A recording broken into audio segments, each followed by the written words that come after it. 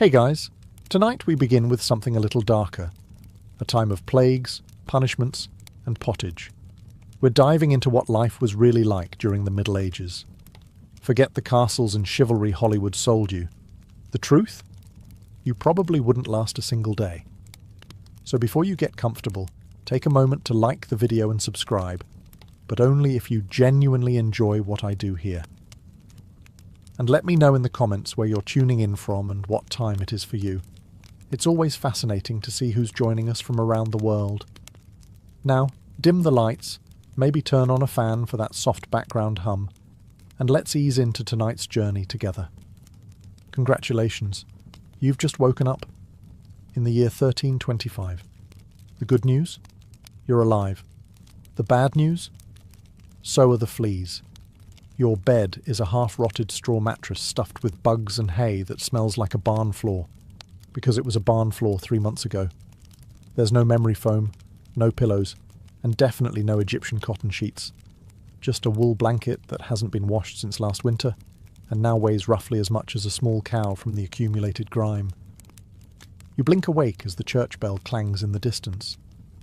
It's the medieval version of an alarm clock, only louder and somehow even less merciful. Your home is a wooden hut with one room, no windows, and a charming open-concept floor plan where your family, livestock and domestic insects all share the same space. The smell? Oh, it's a fragrant symphony. A subtle blend of stale beer, human sweat, goat, and something you pray isn't mould, but know in your soul probably is. Scented candles haven't been invented, and even if they were, they just melt on your dirt floor. You try to stretch, but immediately regret it, because the air is freezing and your joints ache. You're 22 years old, which in medieval terms is roughly middle-aged. Your spine creaks like an old wooden door, and your knees sound like a bag of rocks being shaken by a confused peasant. Getting out of bed is a gamble. The floor is either wet from last night's rain, which leaks through the thatched roof, or crusty from something your neighbour's chicken did. Either way, your bare feet are now part of the ecosystem. Oh, and privacy. What's that? Your entire family, and maybe a random cousin who just never left, are waking up beside you. There's no bedroom, no curtains, no me time. Just communal everything. Welcome to morning in medieval Europe, where you're never truly alone, because parasites, rodents, and 8 other people are always with you. And this is just how your day starts. It only gets worse from here. So, you've managed to crawl out of your medieval haystack of horrors. Congrats. Now nature calls. And it's not calling politely. It's screaming. Here's the part where you start missing the modern bathroom. There's no toilet, no seat, no toilet paper, no flush, not even a mildly resentful plunger in the corner. In the 14th century, relieving yourself is an adventure, a social experiment, and often a small public event. If you're a peasant, your bathroom is likely a wooden bucket behind the house, which is already full because Uncle Wolfstan had a rough night after eating bad turnips. The smell is biblical. You hold your breath, do your business, and then, here's the kicker, toss it into the street. Yes, the street. You're supposed to shout something like "Gardez-lou" before dumping it out the window. That's Old French for "watch out below," although frankly no one ever moves fast enough. Streets in medieval towns are open sewers, a charming river of human waste, animal droppings and mystery liquids you'd rather not examine. If you're lucky enough to live in a town with public latrines, congratulations.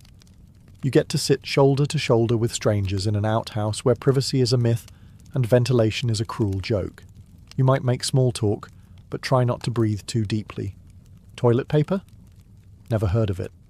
Most people wipe with straw, leaves, rags, moss, or, if they're feeling especially indulgent, a scrap of wool. Sometimes, nothing at all. Which might explain why handshakes weren't popular yet. And if you're in a castle, surely it's better, right?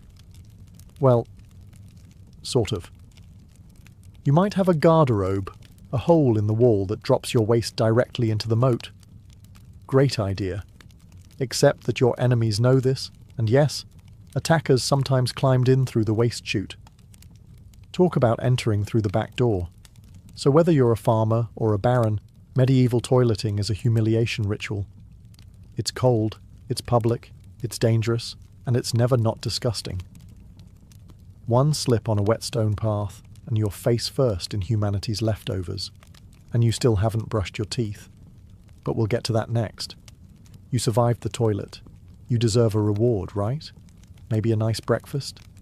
Something warm, delicious, comforting? Sorry, this is medieval Europe. Nothing is comforting here. Breakfast, if you can call it that, is a grim affair. There are no eggs Benedict, no coffee machines sputtering awake, and certainly no avocado toast. You sit down, or squat near the fire, to a wooden bowl of something that looks like it was scraped off a muddy boot. Welcome to your daily ration of pottage. Pottage is a thick, gloopy stew made of whatever you can find. Grains, root vegetables, maybe a few beans if you're lucky. It's been simmering in the same pot for days, sometimes weeks, and new ingredients are just dumped on top of the old ones. It's less of a recipe and more of an ongoing edible experiment. On the side, a hunk of bread so hard it could deflect arrows. It's made from coarse rye or barley flour, often bulked up with sawdust, ground up acorns or other creative ingredients, because wheat is a rich man's fantasy. This loaf is not your friend.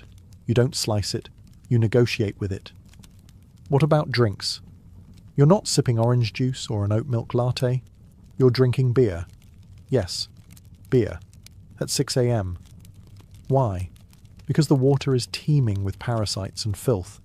So you start your day with weak ale, low alcohol, high survivability. Kids drink it too. No one's happy about it, but at least it won't kill you. Immediately.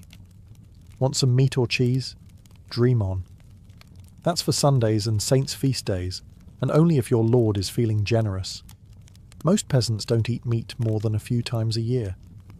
As for fresh fruit, only when it's in season and not already fermented into wine. And don't even think about spices unless you're royalty. A pinch of pepper costs more than your monthly wages. Salt is valuable enough to be locked away. So you chew your gritty bread, gulp your medieval beer, and try not to think about the rat that may have nibbled your porridge in the night.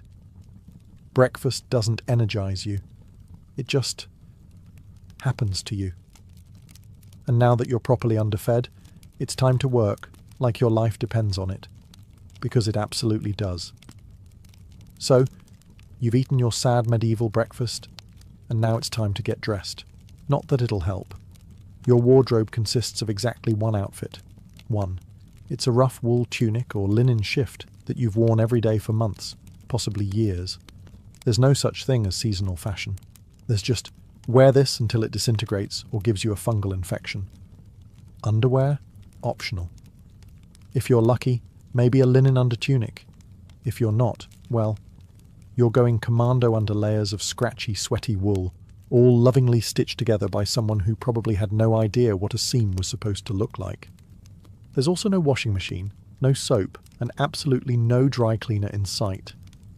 So your clothes are stained, stiff, and scented, like a compost pile that's been left to marinate in a pigsty. Even if you wanted to wash them, it's not easy. You'd have to haul water from a river or, well, heat it over a fire, scrub your tunic on a board with ashes or lye, and hang it in the sun, which is out approximately 3 days a year. And don't get me started on shoes.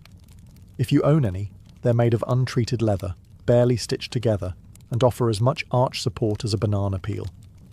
Most peasants just go barefoot, through mud, through dung, through medieval landmines, aka sharp rocks and disease puddles. All this means one thing. Your skin hates you. You itch constantly. Fleas, lice, and bedbugs live rent-free on your body. Everyone has them. Nobles, lousy, monks, itchy, children, walking insect farms. No one escapes. You'll be scratching your armpit with a wooden spoon while chatting with the local priest, and no one will even bat an eye.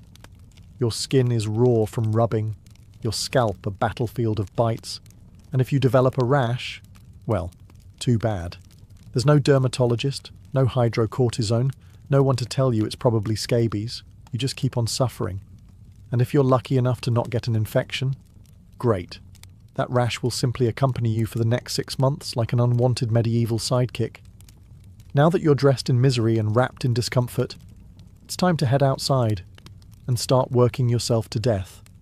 Now that you're fully dressed in itches and damp wool, it's time to flash that morning smile. Except, you don't. Because in the Middle Ages, smiling is a dangerous game. Not emotionally, dentally. There's no toothbrush, no toothpaste, no mouthwash, no floss. The concept of oral hygiene is about as popular as bathing, which is to say, not very. Some people might chew on a twig or rinse with wine or vinegar, but for the most part, your teeth are on their own, and they're not doing well. By the time you hit your mid-20s, your smile looks like something pulled from a haunted crypt. Cavities are rampant, gums are swollen. And those aren't just food stains on your teeth. That's decay. You have more rot in your mouth than a medieval root cellar. Sugar, while not yet everywhere, is becoming more common among the rich. Imported at great cost, mostly used in small cakes or to show off wealth. If you're a noble, congratulations. You get to rot your teeth faster than the peasants. If you're poor, you'll do it slowly over time with fermented bread, gritty porridge, and years of hard chewing. Toothaches? Get used to them. They're like medieval weather, always there in the background. The kind of pain that makes you consider praying, drinking, or pulling the tooth out yourself with a pair of pliers, and that's not a joke. That was the actual treatment. Dentists didn't really exist, but barber surgeons did. Yes, the same guy who cuts your hair is also pulling your molars out by candlelight with an iron hook and zero anesthesia. Infected tooth? Hope you like fevers, because without antibiotics, it can easily turn into sepsis and kill you. From a toothache. That's right. The same thing that sends us to a pharmacy today could be your funeral in the 1300s, and there's no relief on the social front either. Kissing? Good luck. Halitosis, bad breath, is everywhere. If you're single, you're not judged by your smile. You're judged by your land and your livestock. In short, your mouth is a battlefield, and it's losing the war. Now that your teeth are throbbing, let's head outside. Because your real job, the one that will break your back, is just getting started. Time to head to work. Except there's no office, no desk, no coffee break, and no chance of promotion. Your job, if you're like 90% of the population, is simple. Don't die while labouring for someone else's comfort. You're a peasant. Congratulations. That means you work the land that belongs to a lord who probably doesn't remember your name. You rise with the sun and stop only when it disappears behind the trees. Your tools? A wooden hoe, a rusty sickle, and whatever bones are still intact in your body. There's no weekend. There's no clocking out. There's only sunrise to sunset, 6 days a week. Sunday is off, but only if you're not harvesting, fighting off raiders, or praying feverishly for your infected toe to stop turning black. The work is brutal. Fields are ploughed by hand or with oxen, if you're rich enough to afford one. You dig ditches, sow seeds, pull weeds, and carry water until your spine begins to resemble the letter S. No one cares if you're tired. No one's asking how your mental health is doing. If you're a woman, surprise. You don't just do fieldwork. You also care for children, clean, cook, spin wool, feed animals, and pretend your husband's lice infestation isn't slowly migrating to your side of the bed. Children? They start helping out around age 5. No school, no toys, just a tiny wooden rake and a dream of one day not dying of the flu. And if you're one of the few who isn't a farmer, maybe you're a blacksmith, a tanner, or a cooper. Great. You still work with fire, chemicals, or animal guts all day in poorly ventilated sheds. The pay? Basically survival. The perks? Occasional bleeding. Break a bone? Too bad. Get a fever, drink some warm beer and keep going. You can't afford to stop. Not even for a day. Because if you don't work, you don't eat. And if you don't eat, well, medieval Europe has a solution for that. It's called being replaced. So you grip your shovel, ignore the blisters, and keep digging. Because in the Middle Ages, your job isn't a career, it's a slow-motion endurance test. Now that your back is on fire from labouring in the fields, let's talk about the weather. Because in the Middle Ages, temperature is less about seasons and more about ongoing punishment from the sky. Let's start with winter. There's no insulation, no central heating, and no weatherproofing. Just wooden walls with gaps you could throw a chicken through. Your windows? Covered with cloth, not glass. The fire in the hearth? Nice in theory, but you don't have enough firewood to keep it going because wood is expensive, and gathering it from the forest is sometimes illegal. Yes, you can be executed for picking up the wrong stick from the wrong forest. You bundle up in your one damp wool tunic, huddle near the dying embers, and still wake up with your nose frozen. Your feet? Permanently cold, often damp. Your fingers? So stiff they feel like tiny medieval popsicles. Frostbite isn't diagnosed, it's just called bad luck. Now fast forward to summer. Sounds better, right? Wrong. In summer, your home turns into a clay oven. There's no fan, no cross breeze, and absolutely no deodorant. You sweat through your layers, but you can't remove them, because showing too much skin is scandalous. And also invites sunburn, insect bites, and social judgment. The flies are out in full force, attracted to your unwashed body, and the smell of last week's goat stew that's still fermenting in the corner. Mosquitoes buzz by your ear while you sleep, assuming you can sleep through the sound of your neighbours yelling and babies crying. In the fields, the sun bakes you. No sunblock, no hat, unless you've fashioned one out of straw like a desperate scarecrow. And the worst part, you still have to work. Heatstroke is just called taking a bad turn, so you're either shivering in your own hovel, wondering if your toes will make it to spring, or you're sweating through your only pair of socks while your thighs chafe into oblivion. And the one thing that never changes, no matter the season, your clothes still itch, your food is still terrible, and your next job, still waiting. Welcome to climate control, medieval style. There is none. Feeling thirsty? Need to freshen up? Want to splash a little water on your face to wake up from this damp fever dream of a life? Too bad. In medieval times, water isn't your friend. It's trying to murder you quietly. Let's start with drinking. The nearby stream looks fresh, bubbling and clear, like something out of a fantasy movie. But spoiler alert, it's not. Upstream, someone just dumped a chamber pot into it. And if not that, then a dead pig is probably decomposing in it. Parasites, bacteria, and the entire microbial army of medieval Europe are waiting in every sip. That's why people drank beer. Yes, beer, even children. But before you imagine medieval kids doing keg stands, understand that it was small beer, weak in alcohol, strong in survival. Brewing boiled the water, so it was safer than whatever flowed through the town ditch. Wine was another option. If you were rich enough to afford it, and unconcerned with functioning properly before noon. What about bathing? Surely water was used for cleaning. In theory, yes. In practice, absolutely not. See, back then, people believed bathing actually opened your pores and let the disease in. That's right. Washing yourself was considered medically risky. You were cleaner, apparently, if you never removed the protective layer of filth caked onto your skin.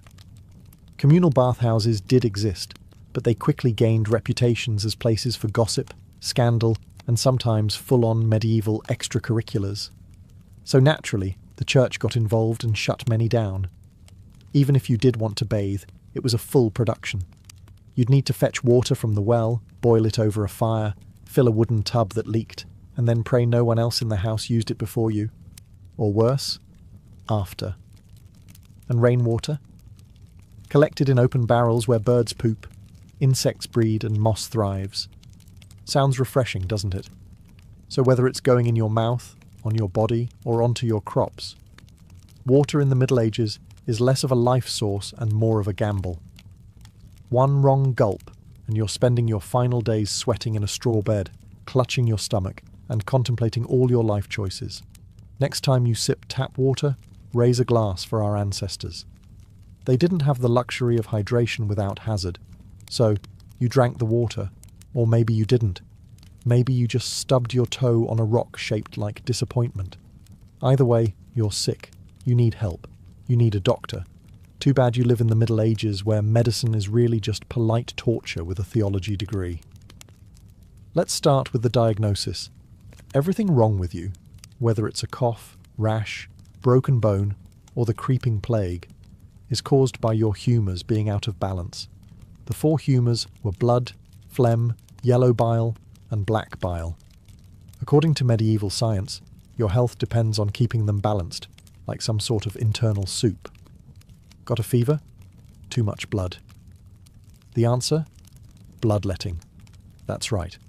Let's drain your life force into a bowl using a dull blade or a hungry leech. And yes, barbers were often the ones doing it. Imagine getting a haircut and a hemoglobin extraction in one sitting. 2 for 1, baby. Feeling sad or anxious? That's clearly an excess of black bile. The cure? Laxatives. Maybe a warm herbal purge. Or just prayers and a cold compress while everyone avoids eye contact with you and starts carving your coffin. Now, if you break a bone or get a nasty wound, you're in real trouble. There's no anaesthesia, unless you count passing out from pain.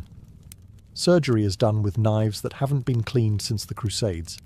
Tools are heated over fire not for sterilisation, but because they just look scarier that way. Antibiotics? Centuries away. Germ theory?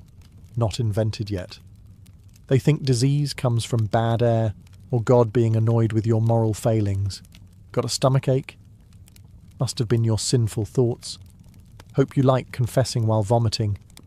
If your condition gets worse, you'll be treated with more leeches, possibly some crushed beetles, and a priest at your bedside giving last rites just in case. At this point, they're preparing for the cure known as death. And if by some miracle you recover, everyone just assumes God took pity on you. The doctor takes full credit and the leech gets promoted. So yes, in the Middle Ages, medicine is less about healing and more about surviving the cure. After a long day of labour, lice, and leeches, it's finally time to eat. You shuffle back to your hovel, stomach growling, ready for the one joy left in life, a warm meal. Bad news. Your meal is probably trying to kill you. Let's begin with the basics. Food preservation doesn't really exist. There's no fridge, no freezer, just salt, smoke, or the hope that winter air keeps things fresh. Your meat, if you're lucky enough to have any, has been hanging for days, covered in flies, marinated in questionable brine, and possibly shared with a rat or 2. Bread is the cornerstone of the medieval diet, but even that isn't safe. In bad harvest years, desperate peasants bulk it up with bark, sawdust, or even clay to make it stretch. And if it's rye season, there's a bonus. Ergot, a fungus that causes convulsions, hallucinations, and sometimes death. It's like eating bread laced with LSD and tetanus. Vegetables? Only if they're in season. And you know what's always in season? Turnips. So, many. Turnips. Boiled, mashed, or floating in pottage, which, if you remember from Chapter 3, is basically a hot swamp of mystery ingredients that's been simmering since your great-grandfather's funeral. Fruit might be available in the fall, but it rots quickly, and sugar is rare, expensive, and hoarded by the rich to show off their blackened teeth. Dairy is another gamble. Fresh milk spoils in hours. Butter and cheese fare better, but they're loaded with bacteria. People eat them anyway because, frankly, it's either that or chew your boot leather. And let's talk about seasoning. Spices like pepper, cinnamon or nutmeg? Worth more than gold. For the average peasant, flavour comes from onions, salt, if you're lucky, and pain. Most meals taste like wet burlap sprinkled with sadness. But food isn't just a health hazard. It's a political one. Game animals belong to the Lord, not you. Caught poaching a rabbit? You could be fined, imprisoned, or even executed. That's right, your dinner could get you hanged. So as you sit down to eat your grey stew by flickering firelight, remember, every bite is a risk. but you eat anyway, because in the Middle Ages, food doesn't nourish, it tests you. It's evening now. You've worked, suffered, and barely digested your suspicious stew. You might think the day is winding down, but don't get too relaxed, because God is watching. So is the priest. And so is your neighbour Agnes, who will absolutely rat you out if you miss Mass. In medieval Europe, religion isn't just part of life, it is life. The church controls your calendar, your laws, your education, if you can read, your birth, marriage, death, and everything in between. Think of it as your spiritual landlord. And you're always behind on rent. Every day is structured around prayer bells. The town church bell rings in the morning, noon, and night. Not because people need reminders, but because missing prayer is a sin. Forget to bow? Sin. Eat meat on a Friday? Sin. Think about your neighbour's wife in that one dream? Double sin. And yes, hell is very real. Vividly real. Priests describe it in glorious detail. Rivers of fire, lakes of boiling blood, demons with pitchforks and eternal wailing. If the plague doesn't scare you, eternal damnation definitely will. You can't read the Bible yourself because it's written in Latin, a language reserved for monks, clergy, and that one noble kid who's too good for dirt. You rely on the church to interpret everything for you. That means if the priest says your crop failure is because you didn't pray hard enough, well, time to kneel harder. Tithes, 1/10 of everything you own, are mandatory. If you grow wheat, you give wheat. If you raise chickens, you give eggs. If you have nothing, congratulations. You're spiritually bankrupt and financially doomed. Holidays? They're holy days, dozens of them. And while they offer breaks from labour, they're not for fun. They're for attending Mass, fasting, confessing sins, and reminding yourself that joy is a dangerous indulgence. Questioning the church is dangerous. Heretics are burned, witches are drowned, blasphemers are flogged, and skeptics are quickly reformed. So you go through the motions. You chant, you bow, you pray that your soul, after enduring this dirt-covered life, might finally land in paradise, assuming the priest likes you. Because in the Middle Ages, God may be merciful. But the church? Not so much. If you thought being a medieval peasant was rough, try doing it as a woman. All the filth, famine, and fear, plus childbirth, subservience, and social invisibility. In the Middle Ages, being a woman is like being on hard mode, with no health potions and no restart button. From birth, a girl's life path is pretty much locked in. Marry young, bear children, serve your husband, die tired. Education? Not likely. Unless you're from a noble family and sent to a convent, your intellectual development stops around the time you learn how to churn butter and patch a tunic. Marriage happens early. Really early. It's not weird to be betrothed at 12 and pregnant by 14. It's not about love. It's about land, livestock, and alliances. Your opinion? Not required. Once married, you're basically your husband's property. Your job is to produce heirs, feed everyone, keep the house running, and not complain. Because complaining might get you branded a nag, or worse, a witch. That label comes with a complimentary drowning or burning, depending on local fashion. Childbirth is a death lottery. There's no prenatal care, no sterile tools, no anesthesia. Midwives do their best, but even minor complications can mean death for the mother, the child, or both. Some women survive 10 pregnancies. Many don't survive 2, but don't worry. Once the baby is out, your work increases. Now you have a screaming infant in a lice-ridden hut, and you're expected to nurse, cook, clean, and still help in the fields. You don't get a break. You are the break, for everyone else. If you're unmarried, you're suspicious. If you're widowed, vulnerable. If you're outspoken, dangerous. Women who didn't conform were often accused of witchcraft, especially if they had herbal knowledge, a strong personality, or just looked at someone funny on a rainy Tuesday. Even in the church, your role is limited. Nuns lived under strict rules. No speaking without permission. No freedom of movement. and your spiritual worth, always ranked below men.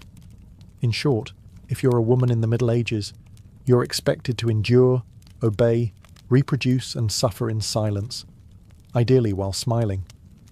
Because even in a time of universal suffering, women were somehow expected to suffer gracefully. So far, you've battled filth, starvation, social injustice, and possibly a goat. But just when you think your day can't get any worse, here comes violence, loud, bloody, and often completely acceptable by medieval standards. Let's be clear, the Middle Ages were not peaceful. The idea of law and order mostly meant, hope the local lord isn't in a bad mood. Violence is everywhere. In the home, in the streets, on the battlefield, in church disputes, and sometimes in line at the communal bread oven. Crime is common, punishment is brutal, and justice is more performance art than protection. Steal a loaf of bread, you could lose a hand. Accused of lying, your tongue might get pierced. Gossip too much? Meet the scold's bridle, a metal mask strapped to your head with a bar in your mouth. For correction, of course, let's say you're accused of something serious. Heresy, theft, witchcraft. How do you prove your innocence? By being tortured, obviously. Welcome to trial by ordeal. One version, you stick your hand in boiling water to retrieve a stone. If it heals without infection in 3 days, you're innocent. If not, you're guilty. Another option, you're tossed into a river. If you sink, you're innocent, and probably dead. If you float, you're guilty, and will be punished anyway. It's like a medieval game show where the prize is survival and the host is actively rooting against you. And if you're sentenced to death, that's a public event. Executions are performed in front of cheering crowds. Hangings, beheadings, burnings. Sometimes people bring snacks. It's the medieval equivalent of cable TV. Domestic violence, completely normal. Husbands were allowed, even expected, to discipline their wives and children. Street fights, commonplace. You could be beaten just for looking the wrong way at a noble's horse. And war, always simmering. Local feuds, territorial disputes, religious crusades. Someone's always marching off to stab someone else in the name of honour, God, or boredom. Violence isn't a breakdown of society in the Middle Ages. It is society. Everyone lives with the constant knowledge that life is fragile, justice is arbitrary, and your neighbour might bash your head in over a pig. So, walk carefully, keep your eyes down, and never trust anyone with a club. At this point, you've made it through the lice, the leeches, the laundryless misery, and the looming threat of public disembowelment. But now comes the final chapter of most medieval lives, an early and unglamorous death. If you're alive and still breathing past the age of 40, you're practically a celebrity. You might even be referred to as the Old One, which is less of a nickname and more of a statistical miracle. Let's break it down. The average life expectancy hovers around 30-40 years, but that number is dragged down heavily by infant mortality. Nearly half of all children died before reaching age 5. Disease, malnutrition, or one bad winter was all it took. No vaccines, no antibiotics, no hope. If you survived childhood, you entered adulthood already exhausted. Work began as soon as you could walk upright, and by 25, your joints creaked like a monastery door. You might be missing several teeth, a finger, and most of your original optimism. Women faced a particularly deadly gauntlet: childbirth. It was one of the leading causes of death for medieval women. No pain relief, no medical intervention, just prayer, hot water, and someone holding your hand while you bled out on a straw-stuffed cot. For men, the dangers were different, but equally relentless. Farming accidents, infections from minor wounds, a neighbour's drunken rage, a crusade gone sideways. Even walking to the market could be risky if you crossed paths with a bored bandit or an angry tax collector. Death could also come quietly, from the plague, which turned cities into cemeteries overnight, or from famine, which could last entire seasons, thinning out entire villages, or from bad luck, like eating spoiled grain and spending your final hours hallucinating and screaming at the walls. And funerals? You were lucky if you got one. Bodies were often buried quickly to avoid disease. No embalming, no polished coffins, just a hole, a few murmured prayers, and a shallow mound of earth, if there was enough space left in the churchyard. So yes, in medieval times, life was brutal, short, and constantly under siege by death in all its casual forms. You didn't retire, you just stopped showing up. And speaking of exits, let's move on to your final chapter. The medieval dream dies. So, how's your day been? You've woken up in filth, relieved yourself into a bucket, brushed your teeth with wishful thinking, nearly passed out from hunger, worked until your spine cried for mercy, scratched your way through itchy wool, prayed to not get plague, and barely dodged a public execution for owning a squirrel. Welcome to a single day in medieval Europe. Still dreaming of becoming a knight? Think again. That romanticised version of the Middle Ages, gallant swordsmen, noble ladies in towers, heroic battles and feasts in candle-lit great halls. It's a myth polished by fairy tales and fantasy books. In truth, the medieval world was gritty, cruel, and deeply unfair. Hierarchy was everything. If you were born poor, you stayed poor. If you were born rich, congratulations. You had a better chance of surviving, but you were still one bad soup away from dysentery and a hasty burial. Even the nobles weren't immune to misery. Castles were drafty stone refrigerators filled with fleas, smoke, and politically motivated marriages. Sure, you had a fur cloak and a goblet of wine, but also a 50% chance of dying in a skirmish or from an infected splinter. Not exactly luxury. The simpler times weren't simple. They were relentless. Everything took longer. Everything hurt more. Everything, from childbirth to chewing, came with consequences. Life was survival, not leisure. And if you did find a quiet moment to think, to dream, to imagine something better, there wasn't much you could do with it. No upward mobility, no modern medicine, no internet to Google, what's this weird rash? You lived, suffered, worked, and died within a 10-mile radius of where you were born. But here's the wildest part. Through all of this, people still laughed, sang songs, told stories, fell in love, and found meaning. Not because life was easy, but because humans are stubborn like that. Even in the darkest chapters, they made space for light. So tonight, when you slip into your clean bed with indoor plumbing, antibiotics, and central heating, maybe say a quiet thank you to the modern world, and to your ancestors who fought rats, famine, and feudalism, so you wouldn't have to. Long before she was Catherine the Great, Empress of all Russia, mistress of reform, and icon of ambition, she was simply Sophie. Born Sophie Friederike Augusta von Anhalt-Zerbst in 1729, she was the daughter of a relatively obscure German princely family.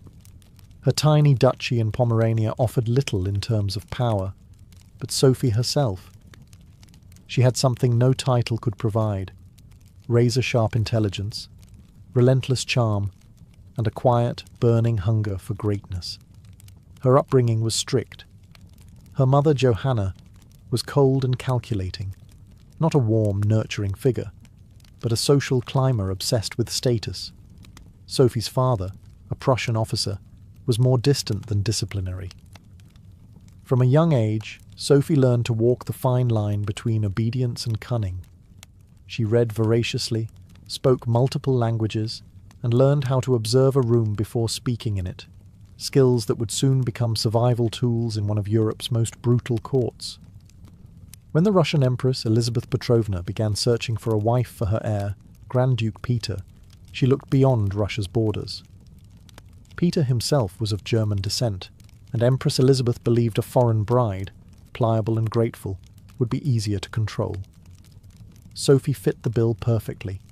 Noble blood, Lutheran faith, which she'd be forced to abandon, and a reputation for both grace and humility.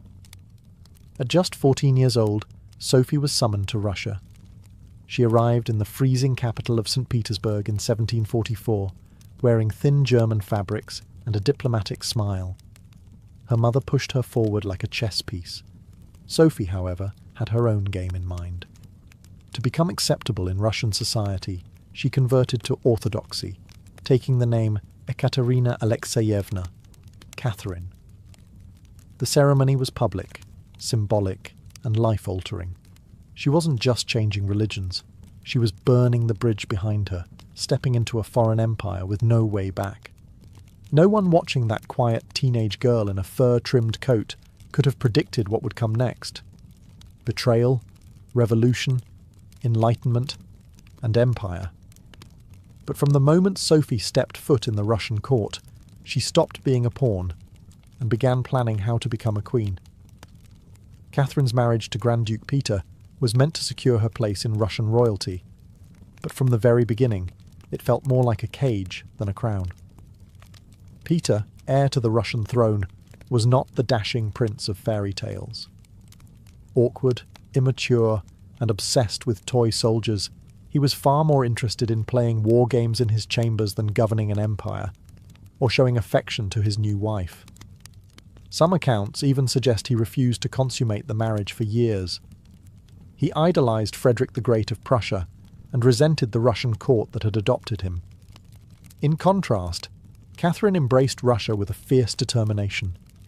She learned the language, studied its history, and memorized Orthodox rituals. She wanted to belong. Peter wanted to escape. This mismatch wasn't just emotional, it was political. The Russian court was a viper's nest of gossip, paranoia, and brutal power games. Empress Elizabeth still ruled with absolute authority, but her health was in decline. Everyone knew a transition was coming, and everyone had an agenda. Catherine was watched constantly. Her letters were read, her friendships monitored, and her every move scrutinized. She couldn't trust her husband, her mother, who was still whispering in her ear on behalf of foreign interests, or even her servants. In this world, alliances could turn into accusations overnight. But Catherine was no fool. She learned to play the court's games quietly, cultivating allies in the shadows. She charmed military officers, made friends with scholars, and developed a reputation for dignity and restraint, a stark contrast to her husband's childish tantrums and open contempt for Russian traditions. Behind closed doors, Catherine began reading Enlightenment thinkers like Voltaire and Montesquieu. While others saw her as a young consort, she was building a vision, not just for herself, but for Russia, a nation of strength, education, and reason. But there was one problem. The longer Peter lived, the longer Catherine remained in limbo, a powerless wife to a man unfit to rule. So she waited, observed, and planned. She knew the Russian throne wouldn't be inherited. It would have to be taken. In 1762, after nearly 2 decades of waiting, watching, and quietly manoeuvring, Catherine saw her moment and seized it with breathtaking precision. Empress Elizabeth had died, and Peter, now Peter III, was finally Tsar. But his reign began unravelling almost immediately. In just a few short months, Peter alienated the church, offended the nobility, insulted the army, and lavished praise on Prussia, Russia's longtime enemy. He reversed key policies, humiliated the clergy, and talked openly about divorcing Catherine to marry his mistress. The court, already wary of his erratic behaviour, turned cold. The army, filled with generals loyal to Catherine, grumbled in corridors.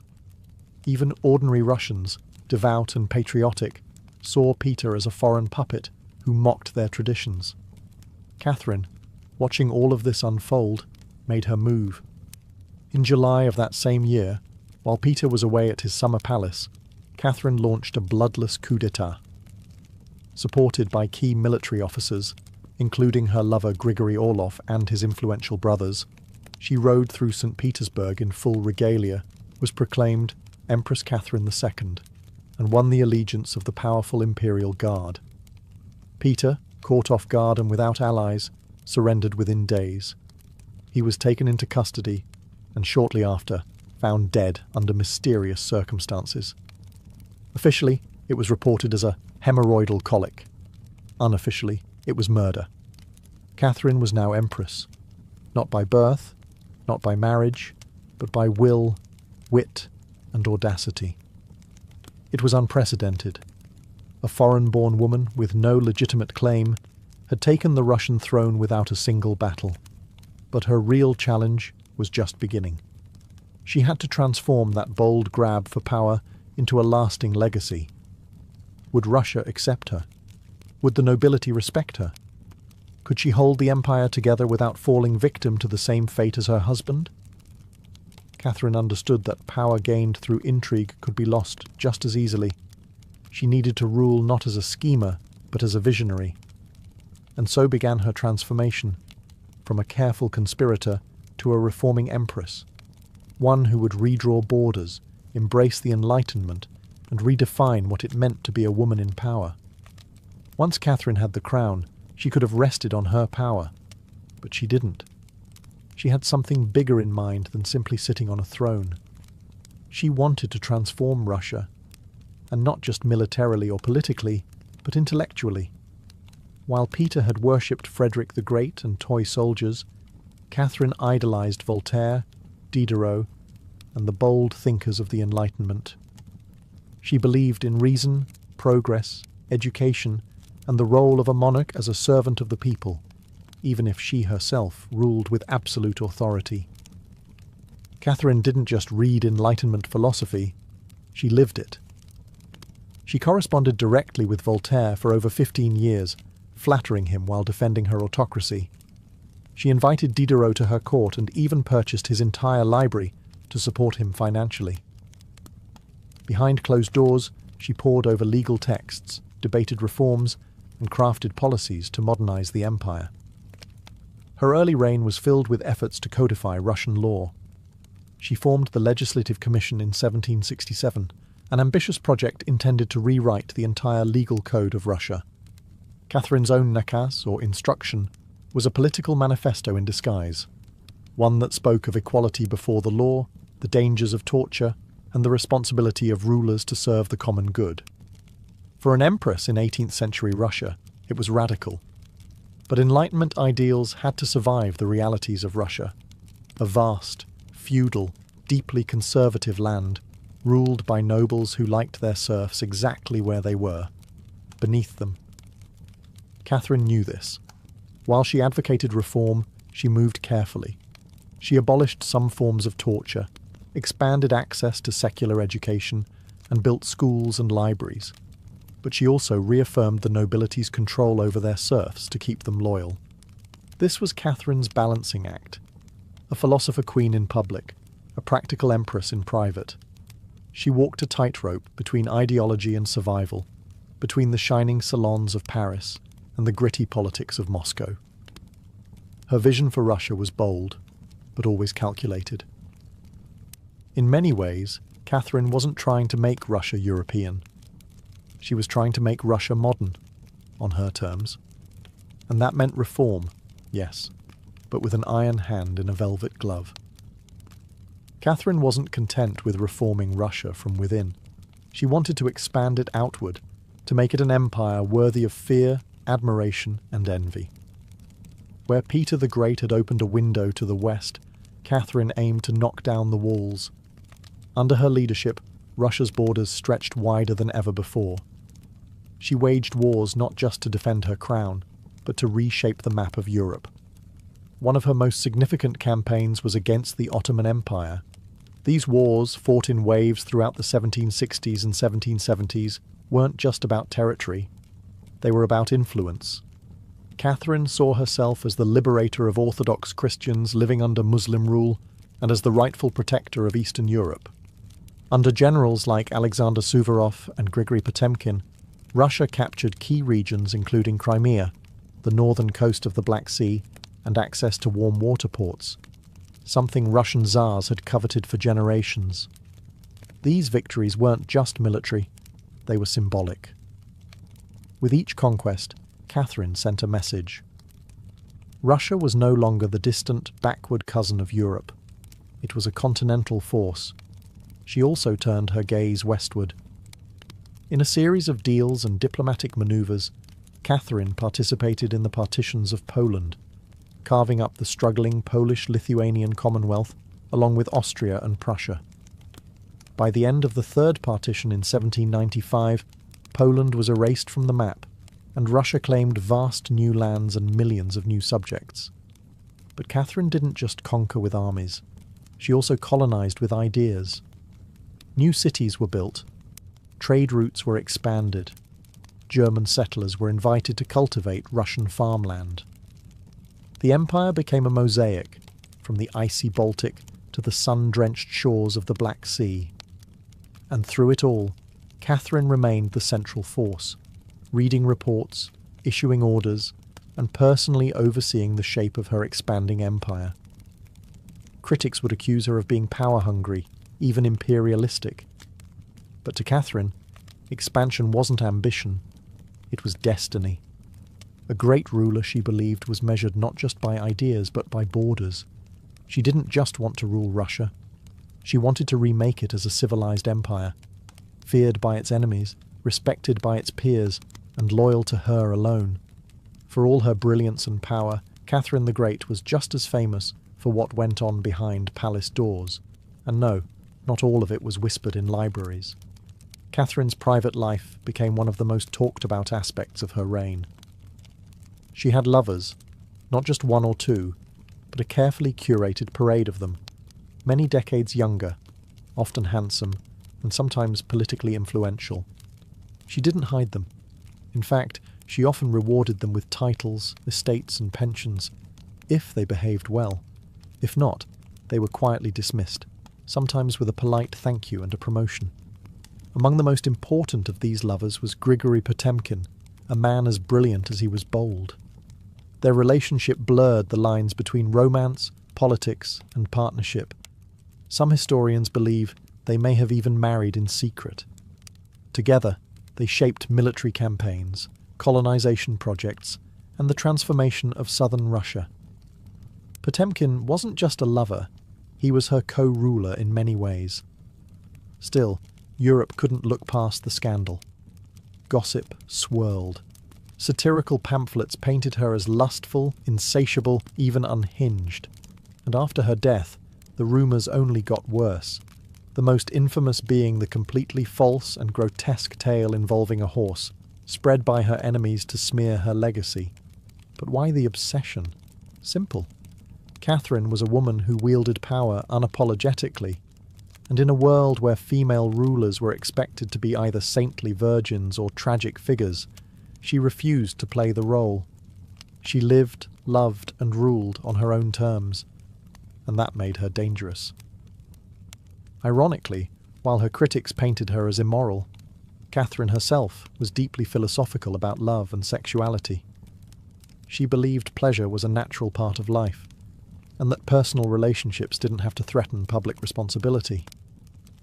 She separated emotion from governance, a feat few male rulers managed. In reality, her liaisons were often strategic. She surrounded herself with men who were loyal, capable, and politically useful. And when they ceased to be, she let them go, usually with a smile and a generous retirement. Catherine's love life didn't weaken her rule. It was part of her strategy, a blend of passion and power that made her unforgettable, envied and feared. For all her charisma and control, Catherine's reign was not without peril. And in 1773, that peril came in the form of a bearded Cossack named Yemelyan Pugachev. He was no ordinary rebel. Pugachev claimed to be none other than Peter III, Catherine's dead husband. According to him, he had survived the coup and now returned to reclaim the throne from the German usurper. It was absurd. Peter was long gone. But to Russia's oppressed and exhausted lower classes, the claim didn't need to be true. It just needed to offer hope. Pugachev promised liberation, an end to serfdom, lower taxes, and land for the common people. His words lit a fire across the Volga River region, especially among Cossacks, peasants, and old believers. In a time when the gap between nobles and serfs had widened brutally, his promises sounded like salvation. The Pugachev rebellion became the largest peasant uprising in Russian history. Towns were taken, fortresses fell, Nobles were slaughtered. For a terrifying moment, it seemed as if the empire itself might fracture. Catherine was shaken. This wasn't a foreign war she could win with cavalry and treaties. This was a revolt from within. Her own people, rising against the system she ruled. But Catherine didn't panic. She acted. She dispatched professional military forces to crush the rebellion, ruthlessly.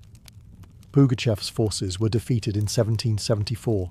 He was captured, displayed in an iron cage, and eventually beheaded in Moscow, a public warning to all who dared follow. Afterward, Catherine doubled down on order and control. Her dreams of liberating the serfs quietly faded into silence. The rebellion had shown her the limits of enlightenment in a country still shackled by feudalism. She now leaned harder on the nobility, who offered loyalty in exchange for absolute control over their serfs. This was a turning point. The empress who once quoted Voltaire now prioritized stability over philosophy. Reform became cautious, surveillance increased. Rebellion, even whispered, was to be stomped out before it had breath.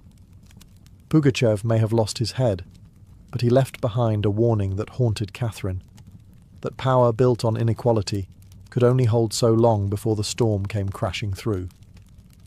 By the time Catherine the Great approached the final years of her life, she had ruled Russia for over 3 decades, longer than any female ruler in Russian history. From the moment she seized power, she had defied expectations, reshaped her empire, and redefined what a woman and a monarch could be. Under Catherine's reign, Russia became a true European powerhouse. Its territory expanded by over 200,000 square miles, swallowing Crimea, parts of Poland, and stretches of the Black Sea coast. These weren't just military wins, they were strategic pivots, securing warm water ports and reshaping trade. But her legacy wasn't only drawn on maps. Catherine left a cultural mark as well. She helped found the Hermitage Museum, amassed one of the greatest art collections in Europe, and corresponded with the greatest minds of the Enlightenment. Her court became a centre of sophistication, art, and intellectual ambition. In a country often viewed as backward by Western Europeans, Catherine put Russia firmly on the cultural map. She modernised education, founding schools for girls, and promoted the printing of books. She introduced smallpox inoculation to Russia, even publicly receiving the vaccine herself, an act of scientific bravery in her time. Yet, her reign was also one of contradictions. While she admired Enlightenment ideals, she never freed the serfs. In fact, she extended serfdom deeper into Russia's territories. Her reforms, while impressive, remained mostly top-down, designed to polish the empire without truly transforming its foundations. Still, Catherine's rule brought stability and ambition. She understood that power was not inherited. It was crafted, managed, and constantly defended. She ruled not by divine right, but by force of will, political brilliance, and relentless calculation. She was called many things: a usurper, a tyrant, a reformer, a seductress. But above all, she was effective. When she died in 1796, Russia was wealthier, larger, and more formidable than it had been in centuries. She left behind a throne secure, an empire expanded, and a legend that would endure for centuries.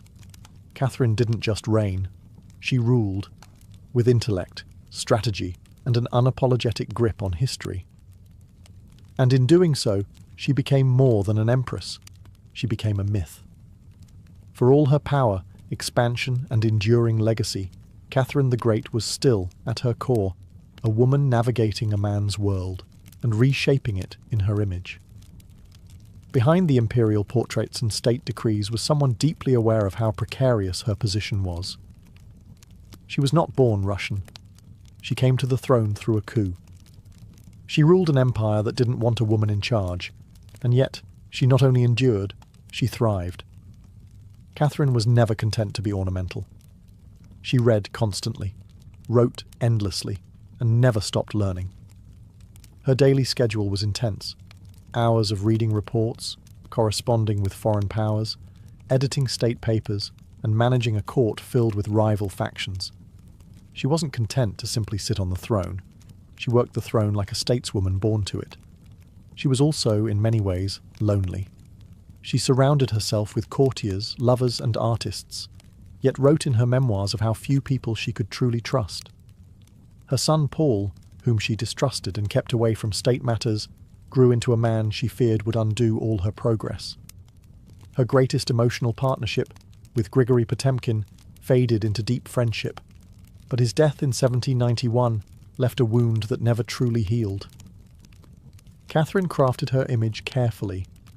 She understood the power of narrative, and wielded it better than most monarchs of her age. She posed as Mother of Russia, enlightened monarch, warrior empress, and lover of the arts. But beneath those roles was a woman who had endured rejection, betrayal, scandal, and rebellion, and kept going. When she died in 1796, she left behind an empire transformed, but also questions. Could she have done more to end serfdom? Were her Enlightenment ideals compromised by politics? Was she more reformer or ruler? History remembers her by the title she never gave herself, the Great. It wasn't because she was flawless, or kind, or just. It was because she took power and wielded it on her own terms, in a time and place where women weren't supposed to have any. She didn't just wear the crown, she rewrote what it meant to deserve one.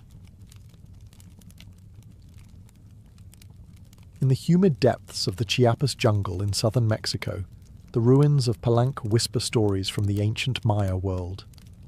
Towering temples rise above the canopy, their limestone faces eroded by time, but still brimming with secrets.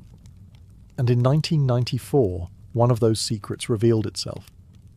A team of Mexican archaeologists, led by Fanny Lopez Jimenez, was surveying Temple Thrune, a relatively modest pyramid, next to the more famous Temple of the Inscriptions, the burial site of the mighty king Pakal the Great. Temple Thrune wasn't expected to hold much, until they noticed something odd, a sealed, hidden chamber beneath the structure. No looters had touched it. It was pristine. When the archaeologists broke through and lowered themselves inside, they found a stone sarcophagus resting in silence. The air was heavy with the weight of centuries. As they opened the lid, red dust rose like smoke. Brilliant, shocking red. The interior was covered in powdered cinnabar, a toxic mercury sulfide used ceremonially by the Maya. And lying within that crimson cloud was the skeleton of a woman. She had been buried with care and reverence. Her bones were fragile but intact, her skull still wearing a jade mask, and her body surrounded by funerary offerings. Necklaces, diadems, ear spools, all crafted from jade and shell. Everything about the burial screamed royalty. Yet no name was inscribed, no glyphs identified her. It was one of the richest female burials ever found in Mesoamerica. And yet, it was a total enigma. Why was she buried in red powder? Who was she? Was she a queen, a priestess, or perhaps even Pakal's wife? The researchers called her the Red Queen, and the name stuck. But even with modern forensics, they couldn't say for sure who she was, only that she had lived around the 7th century, during the golden age of Palenque. Unlike most Maya tombs, hers had been hidden, untouched, and purposefully isolated. Her burial wasn't just ceremonial, it was spiritual. This woman wasn't meant to be remembered with words. She was meant to be remembered through ritual, through colour, and through the mystery she left behind. The most haunting feature of the Red Queen's tomb wasn't her jade jewellery, or the silence of the sealed chamber. It was the red dust. A thick layer of powdered cinnabar covered everything. The sarcophagus, the walls, her bones, even the offerings around her. It clung like blood to stone. To the Maya, this was no accident. Cinnabar, made from crushed mercury sulfide, was one of the most sacred and dangerous substances in the ancient world. Its vibrant red colour wasn't just visually striking, it symbolised blood, rebirth, and the life force that connected the human and divine realms. Red was sacred. It was the colour of sunrise, of sacrifice, of life emerging from death. And it wasn't just symbolic, it was spiritual. Covering the dead in cinnabar was a ritual meant to transform the body, preserving it not for eternity, but for transition. In Maya belief, death wasn't the end. It was a passage, a crossing into another cosmic layer. And so the Red Queen, whoever she was being prepared not just for burial, but for deification. But there's another layer to this. Cinnabar is toxic. Repeated exposure can lead to mercury poisoning, tremors, hallucinations, even death. The Maya likely didn't understand the chemistry, but they felt its potency.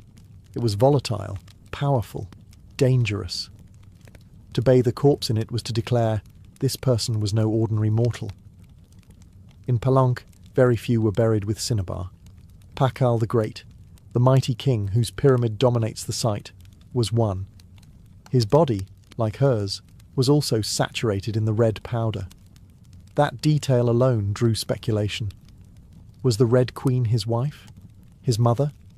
Or someone of equal divine status? Her skull had been placed on a layer of jaguar skin, another sacred symbol. Around her, bone needles, obsidian blades, and miniature jade figurines hinted at rituals performed either during her life or in her honour at death. Every part of her burial told a story without words, a story of power cloaked in secrecy, a woman prepared to cross into the underworld, not in silence, but in ceremony, drenched in the colour of sacrifice. Surrounding the Red Queen's crimson-drenched remains was a world of silence, broken only by the gleam of jade, shell, and obsidian. These were not mere ornaments. They were offerings, each one carefully chosen to accompany her on the journey to the Maya afterlife, the Xibalba. At her sides were jade necklaces, heavy and cold, their polished surfaces still radiant after 300 years underground. Jade was not just beautiful, it was sacred. The Maya considered it a symbol of eternal life. It represented the green of maize, the vitality of the jungle, and the breath of the gods. Only the elite were buried with jade. For the Red Queen, it covered her chest, wrists, and ears, a clear sign that in life she wielded influence, perhaps even divine favour. One of the most haunting objects was the jade funerary mask, placed delicately over her face. Unlike the golden death masks of Egypt, this one was subtle, constructed from dozens of tiny mosaic tiles, arranged to mimic the contours of her skull. The mask served a ritual function, to protect the soul, to preserve identity, and to present her as divine in the eyes of the gods. Scattered near her bones were bone needles, obsidian blades, and shell artifacts. These could have been tools of ritual or symbols of her status, as priestess, healer, or royal matriarch. One bone pin was engraved, faint but purposeful, a small echo of her voice lost to time. At her feet and along the edges of the tomb were ceramic vessels, still sealed, likely once filled with offerings.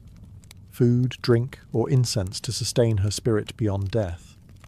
The Maya believed the afterlife was a journey, dangerous, layered, filled with challenges. These items weren't luxuries, they were necessities. To modernize, the tomb feels intimate, not overloaded, but intentional. There was no gold, no chariots, no pomp, just items chosen with spiritual weight. It was a map for the soul. Through these treasures, we glimpse how the Maya understood death, not as finality, but as a transition of power.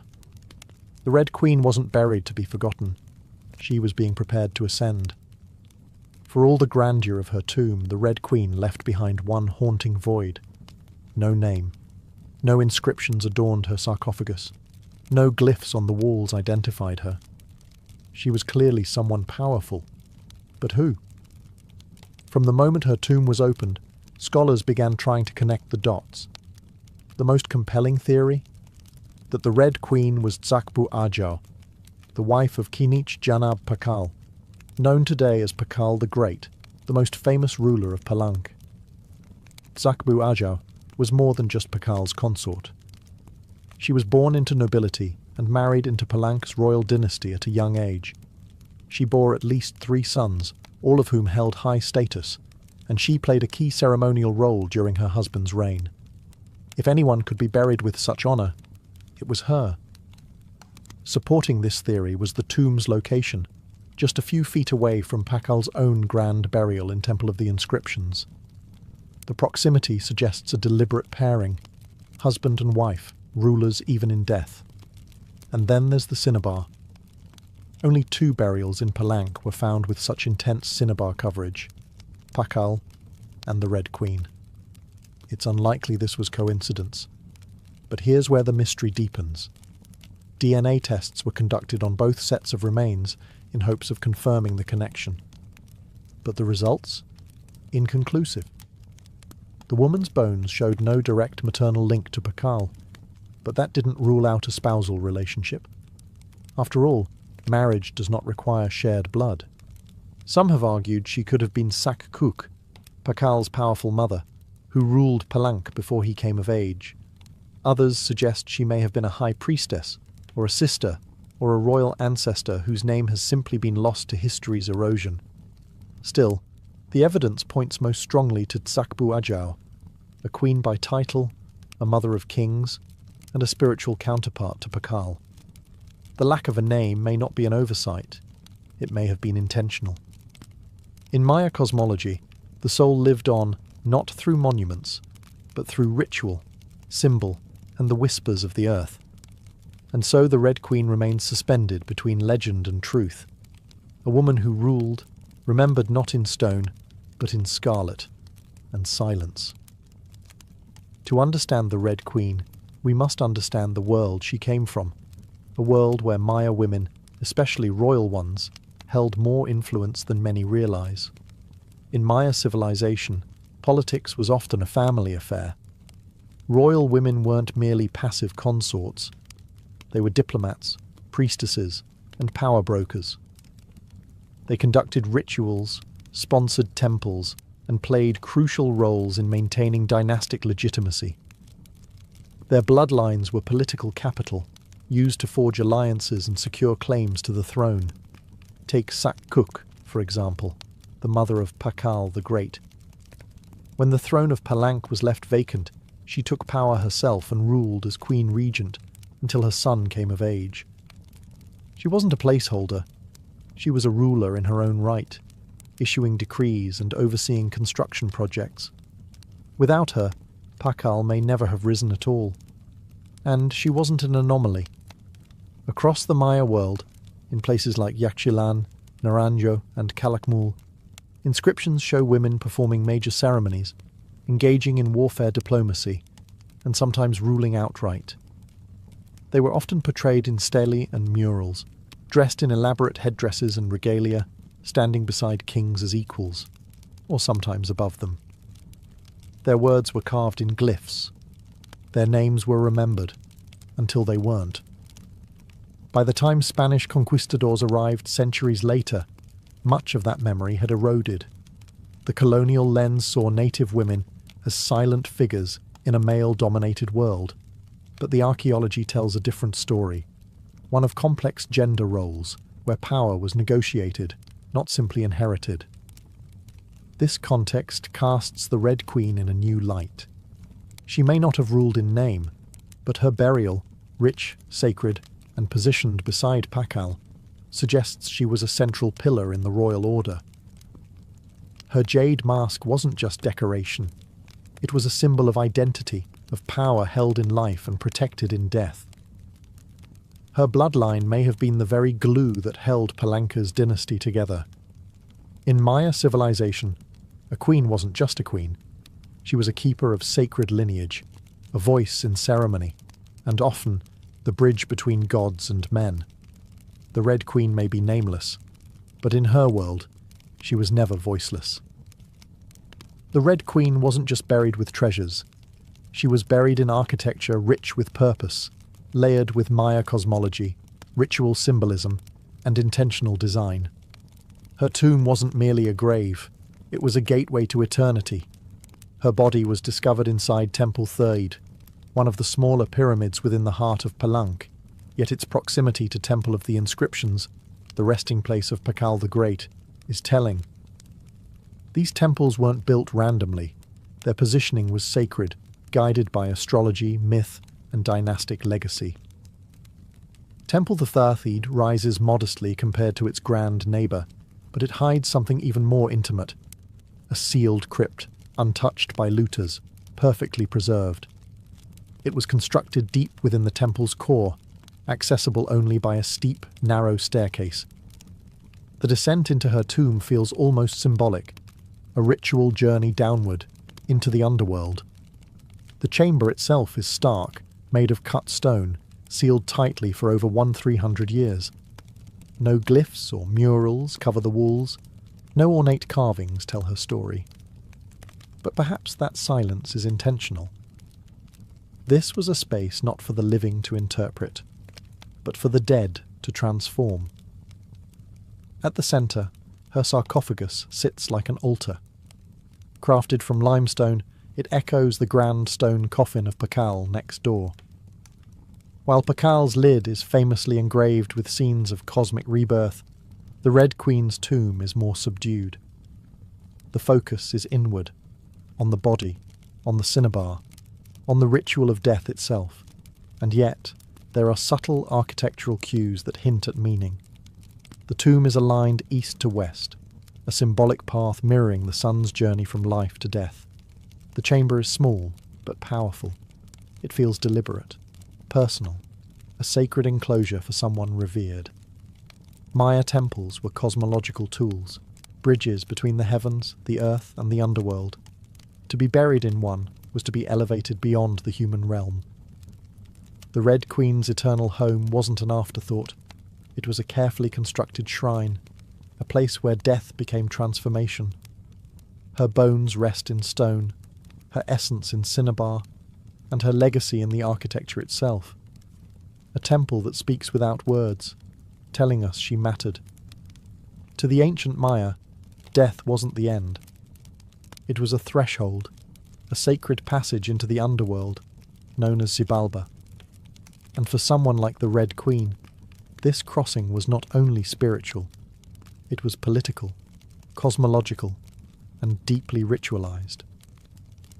Burial rituals were carefully choreographed events, rooted in myth and meant to guide the soul through the treacherous layers of the underworld. Maya texts and iconography tell us that Xibalba was no peaceful afterlife. It was a maze of darkness, rivers of blood, trials, and gods of death. Only those properly buried, ritually prepared, and spiritually equipped could make the journey successfully. The Red Queen was buried wrapped in cinnabar, encased in stone, and surrounded by offerings, all signs of an elite burial. But there's more. The presence of bone needles and obsidian blades in her tomb hint at auto-sacrifice rituals, possibly symbolic tools representing rites she had performed in life, or that were reenacted at her burial to empower her spirit. Her funerary mask, carefully assembled from jade tiles, was not simply decorative. It may have served as a spiritual vessel, preserving her face and identity as she journeyed into the afterlife. In Maya belief, the face was a mirror of the soul, and the soul needed to be recognized by the gods. The ceramic vessels surrounding her may have once held chocolate, maize, water, or even pulque, to nourish her in the next world. Other items, like stingray spines or shell trumpets, could have represented spiritual tools, calls to the gods, or tokens of ritual communication. Burial wasn't just a goodbye. It was a transformation.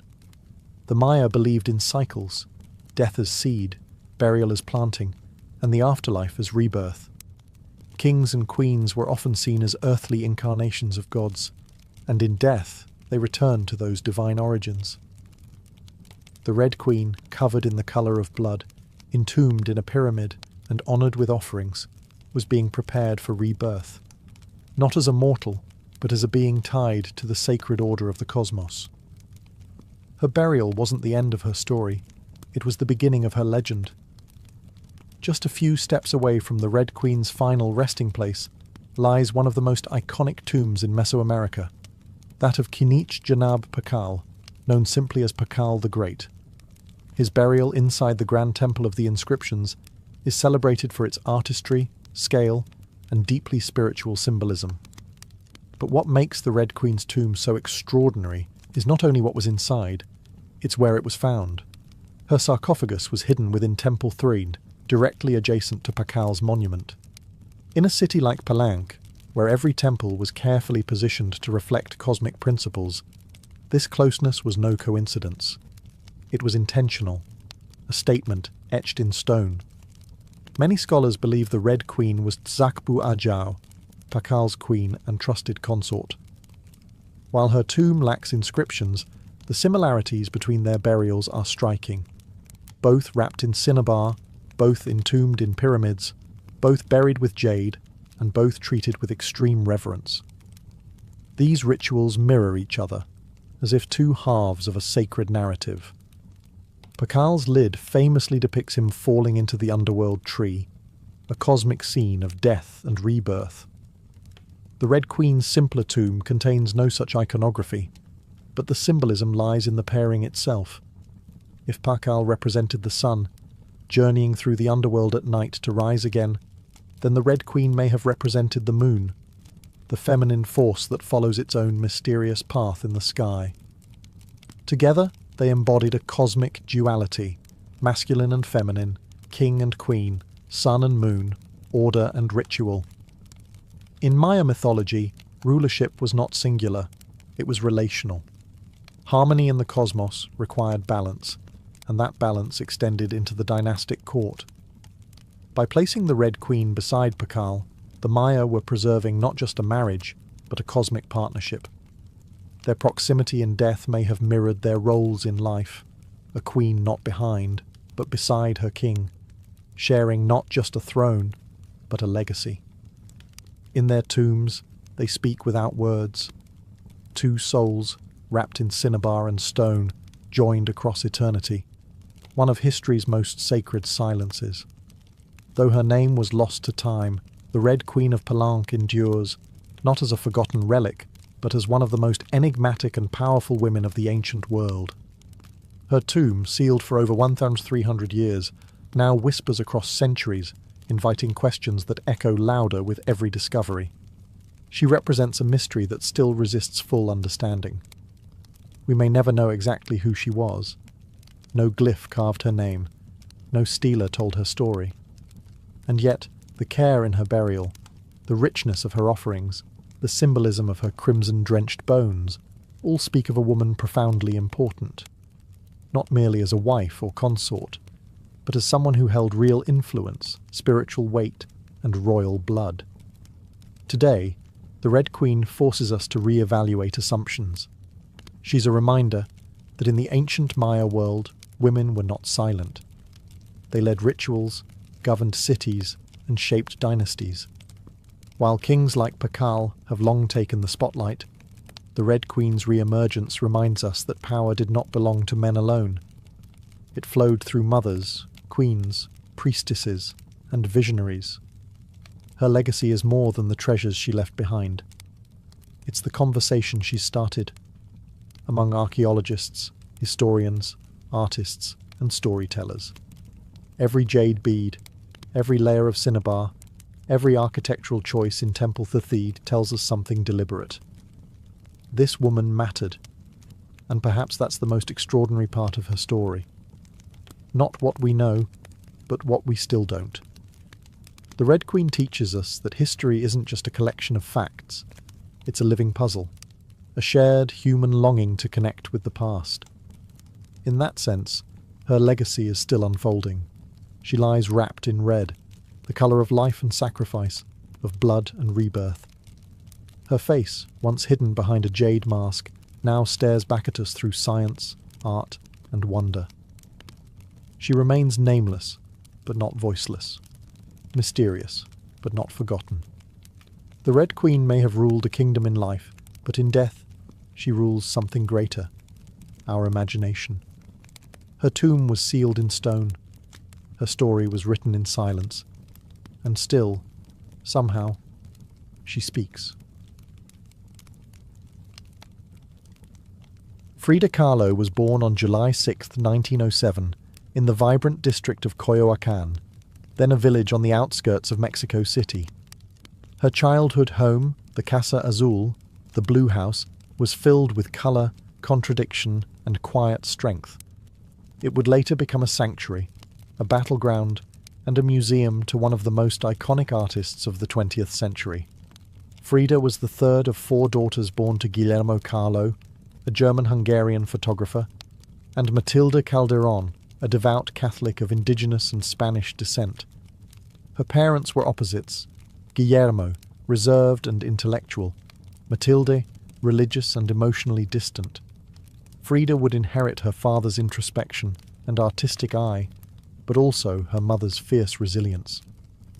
As a child, Frida was imaginative, outspoken, and bold. She read voraciously and asked questions most adults didn't want to answer. But at the age of 6, she contracted polio, which left her right leg thinner and weaker than the other. A physical difference she tried to mask with long skirts, but never allowed to limit her spirit. The illness left her bedridden for months and isolated from other children. During this time, she grew close to her father, who encouraged her to exercise, ride bicycles, and stay mentally sharp. Unlike most girls of her time, Frida didn't aspire to become a wife or a homemaker. Her goal? To become a doctor. She enrolled in the prestigious National Preparatory School in Mexico City at age 15, one of only a handful of girls accepted. There, she stood out not just for her intelligence, but for her rebellious wit, radical thinking, and unique sense of style. She joined a group of young intellectuals known as the Cachuchas, who debated philosophy, literature, and politics. Frida was drawn to revolution, to ideas that challenged tradition. But even in those early years, before the bus crash that would define her body, and before the fame that would define her legacy, Frida Kahlo was already painting herself into the world, with sharp edges, unapologetic ideas, and an identity too big to fit inside anyone else's expectations. She wasn't just growing up in Coyoacán, she was preparing to remake herself entirely.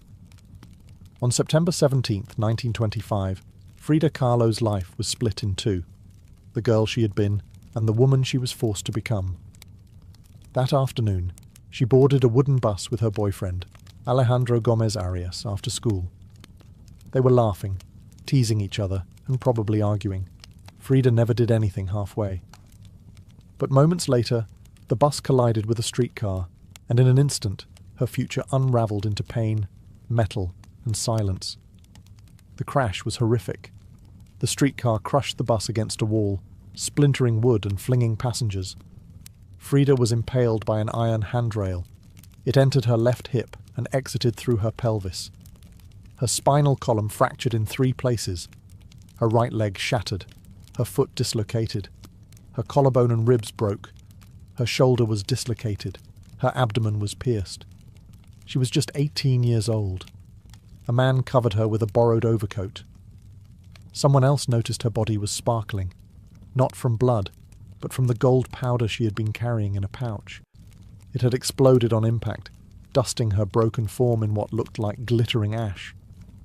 Frida was taken to the Red Cross hospital and underwent numerous surgeries over the following months. She spent weeks in a body cast, flat on her back, immobile, writhing with infection and uncertainty. The future she'd imagined, of becoming a doctor, slipped further away with every passing day. But in that stillness, something began to stir. Her father gave her brushes. Her mother rigged a special easel to hang above her bed. A mirror was placed on the canopy so she could see herself. And there, lying in plaster and agony, Frida began to paint, first out of boredom, then out of obsession. Her first subjects were her own reflection, because she was all she had. But what emerged wasn't vanity. It was survival.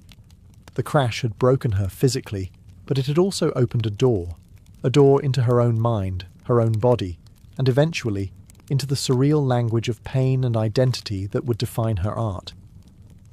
The girl who wanted to heal others now began healing herself. one brush stroke at a time. As Frida Kahlo lay encased in plaster and steel, a body fighting itself with every breath, she began to paint. What started as a form of therapy soon became a language, and that language was deeply personal, brutally honest, and often hard to look at. Which was precisely the point. Frida didn't paint pretty flowers or polite landscapes. She painted pain. Her pain. Physical, emotional, and existential. Her first subjects were self-portraits, not because she was vain, but because, as she famously said, "I paint myself because I am so often alone, and because I am the subject I know best."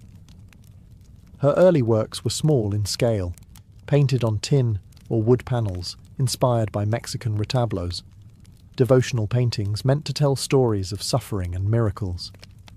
Frida turned this tradition inward. Her body became the canvas. Her emotions became the altar. She painted herself as split, as pierced, as bleeding. In one painting she is impaled by nails, like a modern-day martyr. In another, she floats in a barren landscape, tethered to a broken column, a metaphor for her shattered spine. She painted herself weeping, fractured, decapitated, and bare, but never passive, always watching. Her pain was not sanitized. She painted the ugliness of trauma with beauty, defiance, and even humor. Each piece was a reclamation of her body, her experience, and her identity as a woman in a world that often tried to define her. But Frida wasn't just telling her story. She was inventing a new kind of visual narrative, one that blended Mexican folk art, surrealism, medical illustration, and symbolism. Her paintings became dreamlike autopsies of her soul, framed in color, culture, and myth. By the time she recovered enough to walk again, albeit painfully, Frida was no longer the girl who had wanted to be a doctor. She was an artist, and her art was unlike anything anyone had seen. She had taken the worst thing that had ever happened to her and turned it into a source of creation. Frida Kahlo didn't just paint her pain. She made the world look at it, and in doing so, she turned suffering into a sacred act of self-expression. In 1928, still recovering, still painting, and just 21 years old, Frida Kahlo met the man who would become the most profound and turbulent relationship of her life, Diego Rivera. He was 20 years her senior, already Mexico's most famous painter. Massive in both stature and presence, Rivera was a giant of Mexican muralism, known for his sweeping, politically charged frescoes that told the story of the Mexican people. Frida had seen his work before. She admired it. But now she wanted his opinion of her work. She brought her paintings to him at the Ministry of Education, interrupting his scaffolded work to ask bluntly, "Do I have talent?" Diego took one look and said yes, and not just out of kindness. He recognized in her something rare, an unfiltered voice, raw and unpretentious, full of rage, irony, pain, and beauty. They began a relationship that was as consuming as it was creative. Frida once said, "I suffered 2 accidents in my life, one in which a streetcar knocked me down, the other was Diego." They married in 1929, an odd pairing to outsiders. Diego, massive, unfaithful, politically famous. Frida, sharp-tongued, fiercely independent, already walking with a cane. Her parents called it a marriage between an elephant and a dove. Their bond was passionate, but chaotic. Diego supported her art and encouraged her growth as a painter, but he was also endlessly unfaithful, even with Frida's own sister, Cristina. Frida was devastated, and in return, she took lovers of her own, both men and women, including rumoured affairs with Leon Trotsky and painter Georgia O'Keeffe. They divorced in 1939, then remarried a year later with different terms. This time, Frida would keep her autonomy, her home, her money, her name. Their second marriage was less about traditional love and more about creative partnership and mutual understanding. Despite the betrayals and the heartbreak, Diego remained a constant force in Frida's life. He challenged her, he wounded her, But he also believed in her, as an artist, as a revolutionary, and as a woman who could redefine what painting could be. Together, they were not peaceful, but they were legendary. In the 1930s, Frida Kahlo followed Diego Rivera on a journey north to San Francisco, Detroit, and New York as he completed high-profile mural commissions. These years abroad brought her face to face with American industrialism, wealth, and the contradictions of capitalism, and they left her with deep political discomfort. Frida was a proud Mexican nationalist, a committed communist, and an admirer of indigenous traditions. The opulence she witnessed in the United States, especially while the Great Depression ravaged much of the country, only deepened her sense of disillusionment. In letters home, she mocked the culture's materialism and obsession with appearances. She missed the grit, colour, and contradiction of Mexico. While Diego painted enormous murals on factory walls, Frida began to paint smaller, quieter revolutions, deeply personal works on tin and canvas. Her style solidified, sharp, surreal, emotional, and intimate. It was during this time that she produced some of her most iconic self-portraits. Frida didn't just paint herself for vanity. She painted herself to survive. Her identity became her landscape. With her body constantly in pain, from her accident, multiple surgeries, and a failed pregnancy in Detroit, she turned inward. Her portraits showed her bleeding, fragmented, exposed. Yet her face was always calm, always direct, unapologetic. One of her most powerful works, Henry Ford Hospital, shows her lying on a hospital bed, crying, surrounded by floating symbols of loss. A fetus, a snail, medical equipment, a cracked pelvis. It was raw, graphic, and deeply emotional, a canvas that bled with truth. Back in Mexico, Frida immersed herself in leftist politics. She and Diego welcomed Leon Trotsky into their home while he lived in exile. Frida wore Tijuana dresses, traditional indigenous garments, not just as fashion, but as a political and cultural statement. Her art was never disconnected from her beliefs. Her identity, her body, and her ideology all intertwined in her work. While Rivera was painting murals of revolution, Frida painted its human cost, the body in pieces, the mind on fire, and the self always staring back. In exile and in illness, she became not just a painter of pain, but a painter of resistance. When Frida Kahlo returned to Mexico in the late 1930s, she was no longer just Diego Rivera's wife. She had become something else entirely. A force, an artist whose work radiated with raw honesty, surreal symbolism, and cultural identity. Back in her homeland, she stepped fully into herself. Her Casa Azul in Coyoacán became a sanctuary of colour and contradiction. Bright cobalt walls, yellow trim, Aztec statues in the garden, monkeys and parrots wandering freely. The house was a living extension of Frida's imagination. It was a blend of tradition and rebellion, elegance and earth. Here, she surrounded herself with pre-Columbian artifacts, ex-votos, folk art, and revolutionary books. She wore bold Tijuana dresses, wove flowers into her hair, and painted amid the scent of copal incense and the sounds of mariachi on the street outside. This period marked an explosion of creativity. Her paintings became more intricate, more symbolic, and more political. Works like The Two Fridas revealed a divided self, one in European dress with a bleeding heart, the other in indigenous clothing, strong and composed. It was Frida's visual autobiography, a portrait of love, loss, and heritage. In 1939, she exhibited her work in Paris, where artists like Picasso, Breton, and Kandinsky praised her fiercely original style. But even among the surrealists, Frida stood apart. When André Breton tried to label her as one of their own, she pushed back. "They thought I was a surrealist," she said. "But I wasn't. I never painted dreams. I painted my own reality." She painted Mexico, not the romantic postcard version, but the living, breathing country she adored. Her work pulsed with symbolism, skeletons, hummingbirds, hearts, thorns, corn, and blood.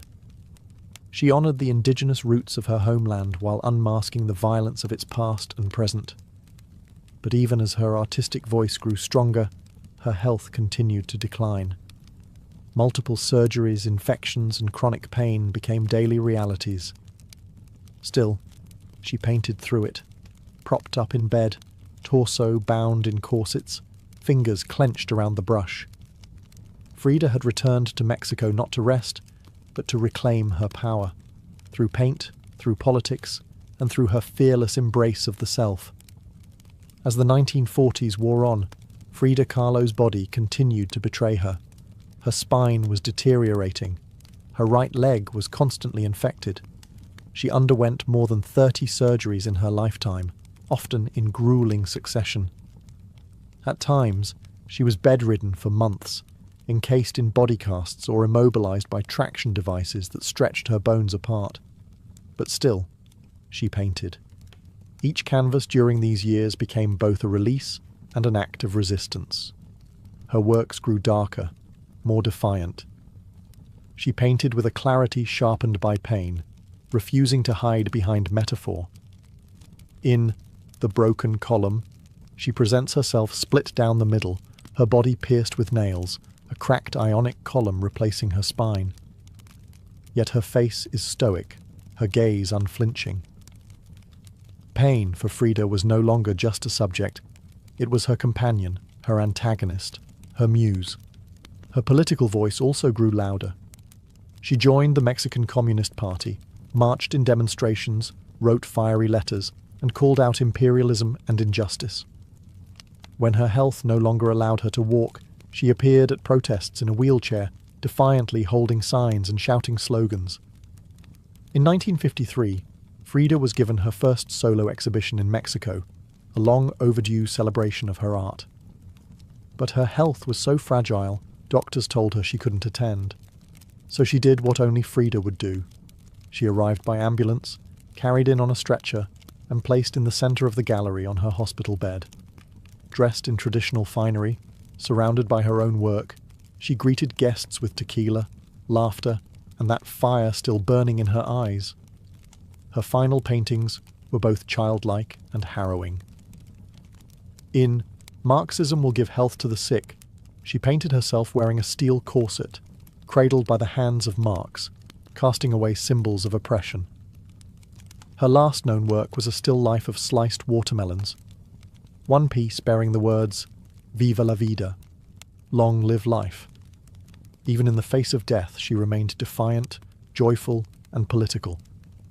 Frida Kahlo's last portraits weren't just self-portraits. They were acts of revolution, painted in pain, but always signed with life. On July 13, 1954, at the age of 47, Frida Kahlo died in the same place she had been born, La Casa Azul in Coyoacán. The official cause was listed as a pulmonary embolism, but those closest to her whispered of something deeper. She had been ill, yes, but also exhausted. By pain, by surgeries, by the long war with her own body. Just days before, she had attended a political protest against the CIA-led coup in Guatemala. Weak and wheelchair-bound, she insisted on going, her clenched fist raised in the air. Revolution remained her final heartbeat. Her last diary entry was brief but piercing. "I hope the exit is joyful, and I hope never to return." Frida's funeral was held at the Palacio de Bellas Artes, Mexico's most prestigious cultural institution. Her body, draped in the red flag of the Mexican Communist Party, was watched over by friends, family, artists, and revolutionaries. Diego Rivera was inconsolable. He called her the greatest love of his life, even as his betrayals had nearly broken her. But in the years that followed her death, something extraordinary happened. Frida Kahlo refused to disappear. At first, her name was whispered only in art circles. Her works weren't easy to categorize, too political for surrealists, too surreal for traditionalists. But slowly, her image, her story, and her defiance began to resonate. Through the 1970s and 1980s, as feminist scholars and activists reclaimed forgotten voices, Frida's became louder. She wasn't just a painter anymore. She was a symbol of pain turned into beauty, of feminism born through resistance, of Mexican identity celebrated without apology, of queerness, disability, revolution, and authenticity. Her face, unibrow, gaze, flowers in her hair, became iconic. Her home became a museum. Her diary became a sacred text. And her paintings now hang in the world's greatest museums. Frida Kahlo had lived much of her life in Diego's shadow. But in death, she stepped forward. She didn't just leave behind paintings. She left behind a mirror and dared us all to look, not with pity, not with fear, but with fire. Today, Frida Kahlo's face is everywhere. Printed on t-shirts, painted on murals, turned into dolls, memes, posters, and icons. Her signature unibrow, her flower-crowned hair, her direct gaze, all instantly recognizable. But what makes her legacy powerful isn't just that people know her face, it's that they recognize the truth behind it. Frida didn't try to be flawless. She didn't fit into boxes. She wasn't conventional, and she didn't care to be. In a world that demands perfection, she gave us realness. Raw, messy, vibrant, angry, joyful, contradictory realness. She celebrated what made her different: her disability, her queerness, her politics, her culture, and turned it into art that transcended borders and decades. She's become more than an artist. She's a global symbol of defiance, feminism, cultural pride, and creative resistance. For queer communities, she's a fearless bisexual icon who lived openly and unapologetically in a time that demanded silence. For women, she's a reminder that power doesn't require permission.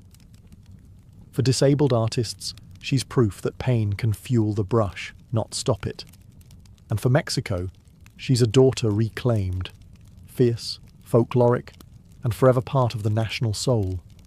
Her paintings, once dismissed as too strange or too personal, are now among the most revered in the world. Works like The Two Fridas, Self-Portrait with Thorn Necklace and Hummingbird, and The Broken Column aren't just seen, they're felt deeply by anyone who has ever suffered and needed to turn that suffering into something sacred.